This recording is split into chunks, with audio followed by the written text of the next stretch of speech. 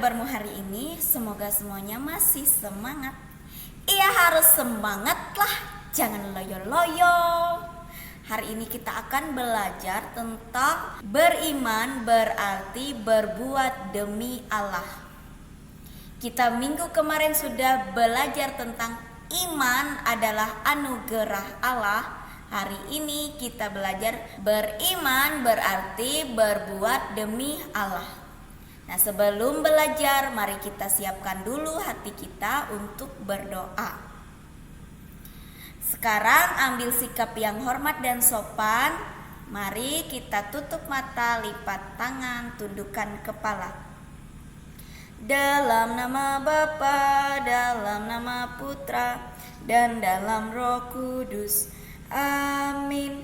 Amin. Tuhan Yesus, terima kasih atas rahmat-Mu hari ini. Terima kasih atas cinta-Mu kepada kami. Sekarang berkatilah kami agar mencintai Engkau seperti Santo Tarsisius.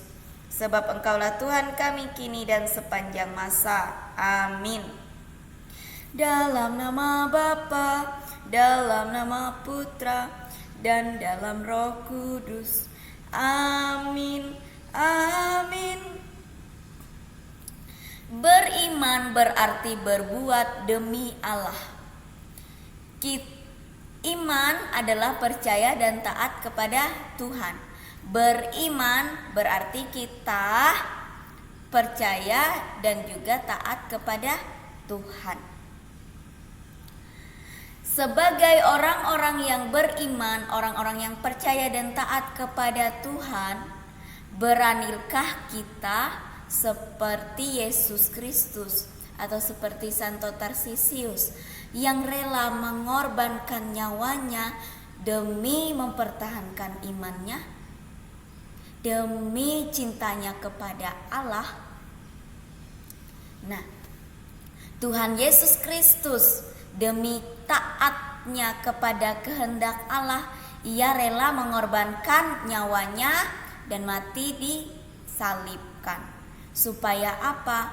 Kehendak Allah kan mengutus Yesus Kristus supaya menebus manusia dari dosa. Nah, Tuhan Yesus rela mengorbankan dirinya, rela menyerahkan nyawanya, rela untuk sengsara dan disalibkan hingga wafat. Nah, Ia menyerahkan nyawanya untuk menyelamatkan kita semua dari dosa-dosa kita, menyelamatkan kita dari maut, supaya kita semua menikmati kehidupan kekal bersama Bapa di surga. Nah, hal yang sama juga dilakukan oleh seorang anak berumur 10 tahun yang bernama Tarsisius. Nah, pada zaman Romawi kuno, orang-orang Kristen itu diburu dan dibunuh. Orang-orang Kristen harus dimusnahkan karena orang-orang Romawi kuno tidak percaya kepada Yesus Kristus. Nah, orang-orang Kristen, orang-orang pengikut Kristus ini yang masih hidup ini, jika ditemukan mereka akan dihukum mati. Saat itu Tarsisius bersama ibunya pergi misa, pergi merayakan Ekaristi, pergi beribadah. Mereka beribadahnya bukan di gereja, bukan di rumah, tetapi mereka merayakan Ekaristi itu di katakombe. Katakombe itu adalah makam di bawah tanah, kuburan bawah tanah. Untuk bisa masuk ke sana mereka harus pergi subuh-subuh supaya tidak dilihat oleh tentara Romawi. Mereka mendorong batunya dulu, lalu mereka masuk itu dengan merangkak. Saking kecilnya lubang kubur itu, mereka harus masuk dengan merangkak. Kubur itu di bawah tanah, jadi seperti sebuah goa. Tetapi kubur ini belum digunakan, masih baru, hanya sudah dibentuk. Nah, itu seperti goa di bawah tanah. Disitulah mereka kumpul, orang-orang Kristen ini kumpul dan merayakan Ekaristi. Ketika mereka selesai merayakan Ekaristi, sudah selesai menerima tubuh dan darah Kristus, sudah menerima sakramen Maha Kudus, pastornya pamit kepada umat supaya besoknya ia mengantarkan komuni, mengantarkan sakramen Maha Kudus kepada para tahanan yang akan dihukum mati. Para tahanan ini akan dilemparkan ke kandang singa supaya menjadi makanan singa. Para tahanan yang merupakan orang-orang Kristen itu. Nah, tetapi umat yang lain melarang pastornya, karena jika pastornya berangkat pasti akan ditangkap. Nah, kalau pastornya ditangkap, siapa yang mau merayakan perayaan Ekaristi? Tidak ada yang bisa memimpin perayaan Ekaristinya itu kalau bukan pastornya. Maka kemudian pastornya bertanya kepada umatnya siapa yang bersedia. Lalu angkat tanganlah salah satu seorang tentara, tepatnya adalah mantan tentara Romawi yang sudah bertobat. Karena dulunya ia adalah tentara, lalu ia bertobat, maka ia bergabung bersama mereka di situ. Tetapi umat yang lain juga melarang. Pasti nanti tentara ini akan ditangkap dan dihukum mati juga, karena tentara Romawi yang lain itu pasti kenal dengan dia. Nah,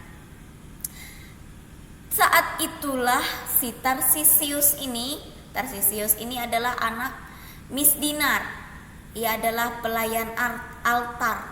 Ketika itu Tarsisius langsung memandang kepada ibunya dan ia memohon kepada ibunya supaya mengizinkan ia untuk mengantarkan sakramen Maha Kudus itu kepada para tahanan. Saat itu ibunya mengerti dan ibunya mengangguk. Artinya ibunya mengizinkan dia. Nah, pada saat itu angkat tanganlah si Tarsisius. Lalu ketika pastornya melihat Tarsisius angkat tangan, pastornya mengatakan, "Jangan, kamu masih kecil, kamu masih umur 10 tahun. Tidak mungkin nanti kamu bisa melawan kalau ditangkap oleh tentara Romawi," kata si pastor. Tetapi si Tarsisius ini, ia merupakan anak yang cerdas juga. Ia memberi alasan kepada pastor, "Tenang aja pastor, saya ini kan masih kecil. Nah, kalau saya masih kecil, tentara Romawi itu tidak akan curiga bahwa saya membawa sakramen Maha Kudus untuk para tawanan." Si Tarsisius mengatakan, "Oh iya ya," kata pastor dengan umat yang lain. "Benar juga itu." "Ya sudah," kata pastornya. "Sekarang saya izinkan kamu untuk membawa sakramen Maha Kudus ini kepada para tahanan, tapi kamu harus tetap hati-hati," kata pastornya. Nah, berangkatlah si Tarsisius untuk mengantarkan sakramen Maha Kudus itu kepada para tahanan. Benar saja, ketika ia lewat tentara Romawi ini, tentara Romawi itu tidak curiga sama sekali dengan Tarsisius. Selamatlah ia. Ia mulai lega. Tetapi ia mulai menyeberang sebuah lapangan luas tempat biasa ia bermain bersama teman-temannya. Di situ juga ada teman-temannya yang lain. Nah, teman-temannya ini mengajak si Tarsisius untuk bermain. Tetapi saat itu Tarsisius menolak mereka.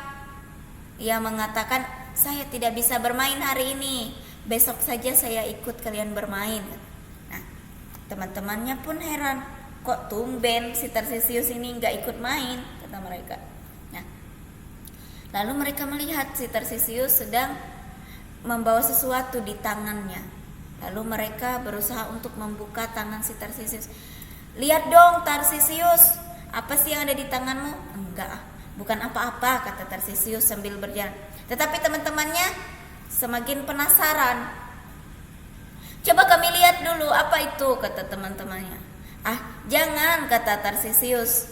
"Ini bukan untuk dilihat," katanya. Nah, teman-temannya memaksa si Tarsisius untuk membuka tangannya untuk melihat sakramen Maha Kudus itu. Tetapi Tarsisius melarang mereka dan ia berusaha untuk tidak melepaskan tangannya. Karena marah, teman-temannya itu melempari ia dengan batu.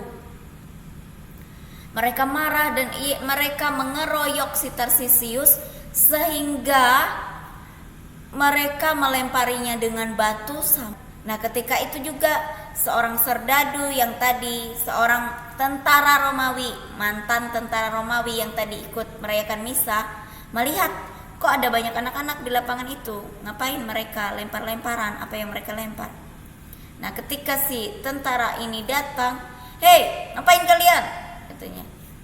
Lalu anak-anak ini larilah terbirit-birit. Mereka lari semua bubar. Pas ia melihat, itu adalah Tarsisius.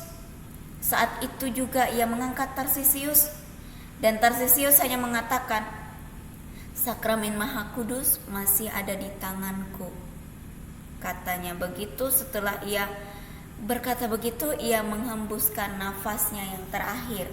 Karena dilempari batu tadi, mungkin mengenai kepalanya dan sebagainya, ia pun meninggal. Nah, dari kisah si Tarsisius ini, ia rela untuk dianiaya, ia rela untuk dipukuli teman-temannya, ia rela untuk mati bahkan supaya ia bisa melindungi sakramen Maha Kudus. Ia melindungi tubuh Kristus yang sudah dikonsekrasikan, yang sudah diberkati oleh pastor tadi. Ia tidak membiarkan orang lain untuk melecehkan sakramen Maha Kudus. Mampukah kita untuk melakukan hal yang sama?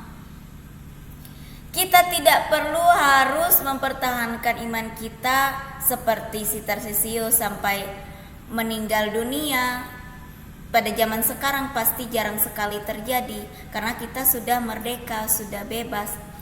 Tetapi hal kecil saja, umpamanya kita sedang dimakan di luar, di rumah makan. Itu rumah makan orang yang bukan Kristiani. Beranikah kita untuk berdoa? Beranikah kita untuk membuat tanda salib di hadapan orang lain yang bukan Kristiani? Ayo.